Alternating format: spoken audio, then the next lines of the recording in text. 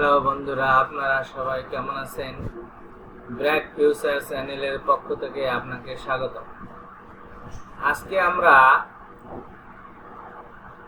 Background রিমুভের একটি বিষয় নিয়ে আলোচনা করব।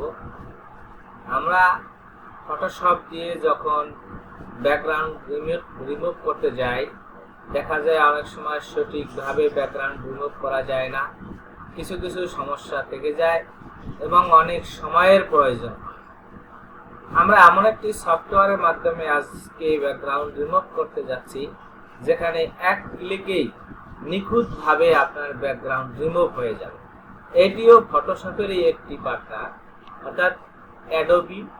এই অ্যাডোবি এই ফটোশপেরই একটি অংশ।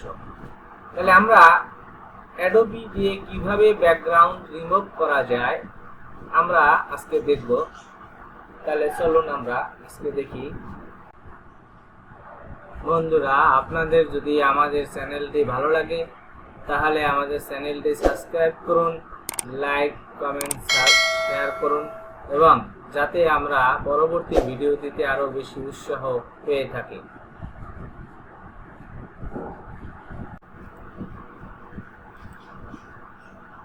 অর্থাৎ এটা হচ্ছে Adobe Express Remove the background from image for free। এটা দুইটা ভার্সন আছে, একটি হলো প্রো ভার্সন আর একটা হলো ফ্রি ভার্সন। তা আমরা ফ্রিতেই ব্যাকগ্রাউন্ড রিমুভ করতে পারি। এটা এত সুন্দর নিখুঁত ভাবে ব্যাকগ্রাউন্ড রিমুভ হবে যে ফটোশপ দিয়ে ব্যাকগ্রাউন্ড রিমুভ করলে চুলের আশেপাশে একটু সমস্যা থেকে যায়, বোঝা যায় ব্যাকগ্রাউন্ডটা রিমুভ করা হয়েছে। আর এখানে আমরা এত সুন্দরভাবে অল্প সময়ের মাধ্যমে ব্যাকগ্রাউন্ডটা রিমুভ করতে পারবো যে কোনো রকম কোনো প্রবলেম থাকবে না। তাহলে এক্ষেত্রে আমাদের করতে হবে কি, এই লিংকে চলে যেতে হবে adobe.com express। এখানে গিয়ে আমাদের এই যে আপলোড একটি ভিডিও একটি ফটো আপলোড করতে হবে। তাহলে আমরা এখানে ক্লিক করি, একটি ফটো আপলোড করি।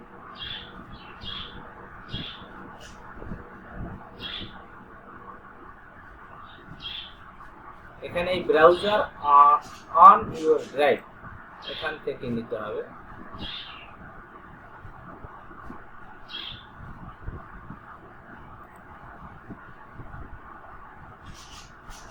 আমরা এই ছবিটি নেই, এই ছবিটির ব্যাকগ্রাউন্ড রিমুভ হচ্ছে।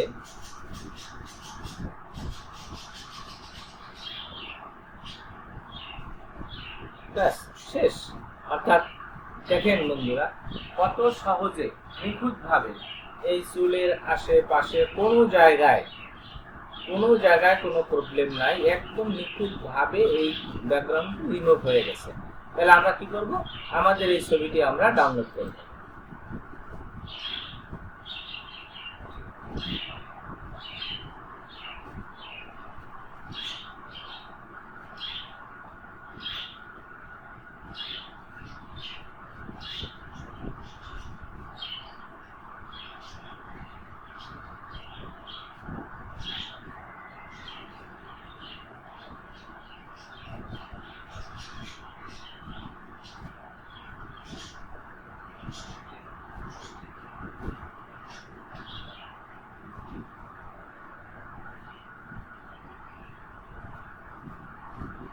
এখন আমরা ছবিটি কোথায় রাখবো?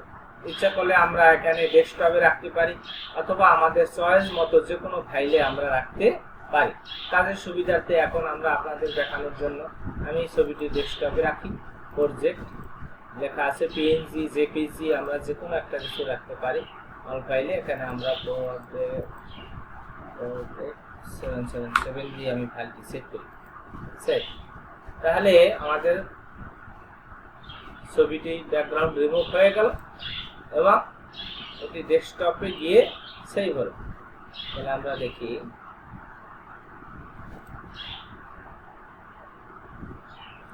এই যে বন্ধু ছবি ডেস্কটপে এখানে আছে। তাহলে এটা কিরকম ব্যাকগ্রাউন্ড রিমুভ হলো, এটা যদি আমরা দেখতে চাই তাহলে দেখা যাক, আমরা যদি ক্যানভায় যাই, অর্থাৎ আমরা যখন কোনো অনলাইনের গিগ তৈরি করি সেক্ষেত্রে আমরা ব্যাকগ্রাউন্ড রিমুভ বা ফটোশপ যে কোনো জায়গায় ইউজ করতে পারি। তাহলে এখানে আমরা এটা ইউজ করে দেখি। আমরা এখানে ক্যানভা গিয়ে ওই ব্যাকগ্রাউন্ড রিমুভ করা ছবিটি আপলোড করি। এই ছবি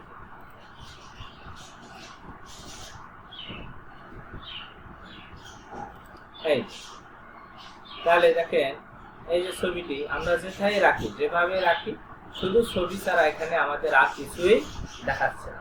অর্থাৎ ছবিটি কত সুন্দরভাবে এবং নিখুঁতভাবে ব্যাকগ্রাউন্ড রিমুভ হয়ে গেছে। তাহলে বন্ধু আমরা আজকে এখানেই শেষ করি।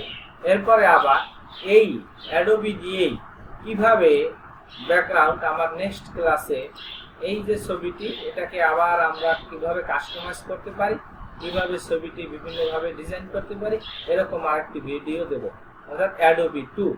আশা করি এই ভিডিওটি দেখলে আপনাদের উপকারে আসবে। ধন্যবাদ সবাই।